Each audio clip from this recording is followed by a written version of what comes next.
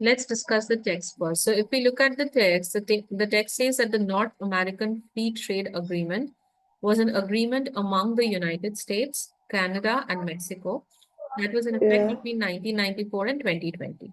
So NAFTA was a kind of free trade agreement, and that basically included the countries of the United States, Canada, and Mexico, right? Yeah. Then it says that during this time, the number of manufacturing jobs in the United States and Canada declined, but, which is a contrasting transition word, Uh-huh. the total number of manufacturing jobs in the countries covered by NAFTA increased, which means US, Canada, Mexico. The jobs in these two, the manufacturing jobs in these two countries it reduced, but overall, the manufacturing jobs in the countries covered They by went down. NAFTA increased, Yeah. right? So this suggests that, so this suggests that between 1994 and 2020. So that way you have to Okay. logically complete. So what does that mean? I mean, if NAFTA includes US, Canada, and Mexico, and the number of manufacturing jobs in the US and Canada decreases, but the overall manufacturing jobs increases. What does that mean? Um, that there's less things being made in US and Canada, but more like things being made in Mexico.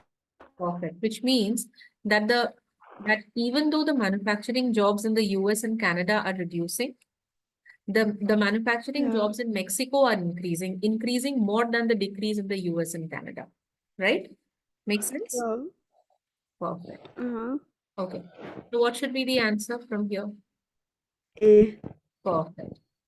See, A says the number of manufacturing jobs in Mexico increased by a greater amount than the Yeah. combined increase in the United States and Canada, right? So if But then where does it say greater amount?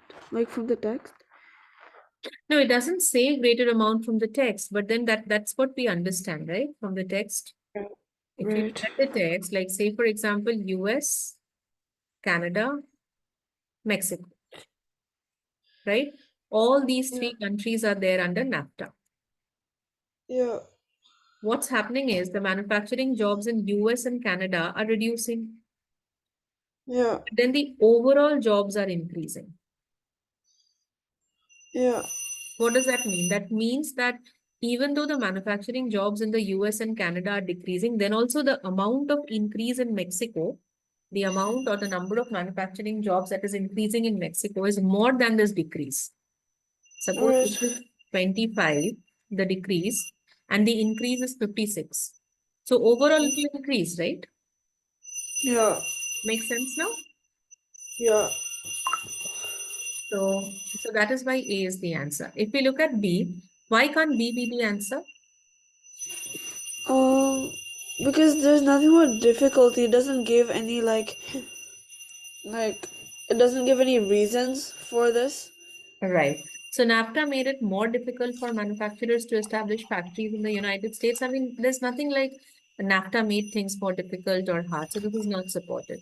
How about C?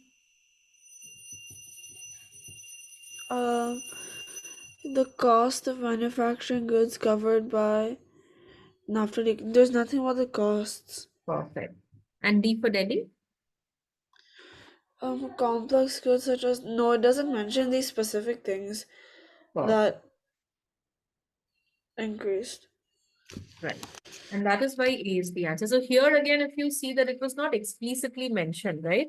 That the manufacturing Yeah. jobs in Mexico was increasing more than that of United States and Canada.